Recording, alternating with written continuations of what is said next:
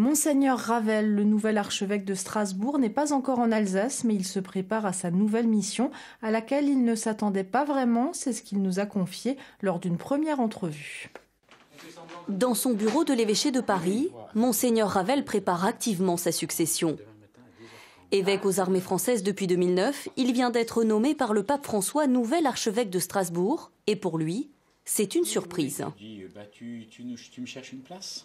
Je ne m'attendais pas du tout, pour des tas de raisons, entre autres parce que ça faisait que 7 ans que j'étais au diocèse aux armées, parce que je me sens encore trop jeune pour une tâche aussi énorme que celle de l'archidiocèse de Strasbourg, parce que je n'ai pas de lien particulier avec l'Alsace.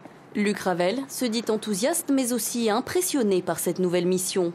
À 59 ans, ce Parisien d'origine au parcours brillant, polytechnicien, ingénieur mais aussi philosophe, a pourtant déjà parcouru la planète entière à la tête d'un diocèse aux armées éminemment stratégique au cœur de l'actualité internationale.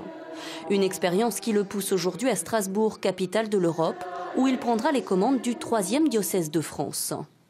J'étais à la barre d'une frégate de premier rang, première classe, et que maintenant on me demande de prendre le commandement du porte-avions. Voilà. C'est comme ça que je vois l'archidiocèse de Strasbourg. C'est une énorme géographie, c'est une énorme population, une énorme diversité, une énorme variété et aussi une énorme histoire. S'il va encore falloir apprendre à découvrir l'identité alsacienne, l'évêque qui se définit comme un homme d'action a déjà tracé les objectifs de son nouveau ministère. L'une de ses priorités, continuer à promouvoir le dialogue interreligieux. Engagé, l'homme de foi entend aussi rester proche de ses fidèles. Après presque 30 ans de sacerdoce et 8 ans d'épiscopat, je peux vous dire, j'aspire à ces rencontres personnelles, pouvoir serrer des mains. Comme je l'ai déjà dit, mes mains sont vides, j'ai pas grand-chose à apporter, mais elles sont chaudes parce que j'aime beaucoup les rencontres personnelles. Et aller à la rencontre de chacun des Alsaciens, pour moi, sera vraiment mon pain de vie.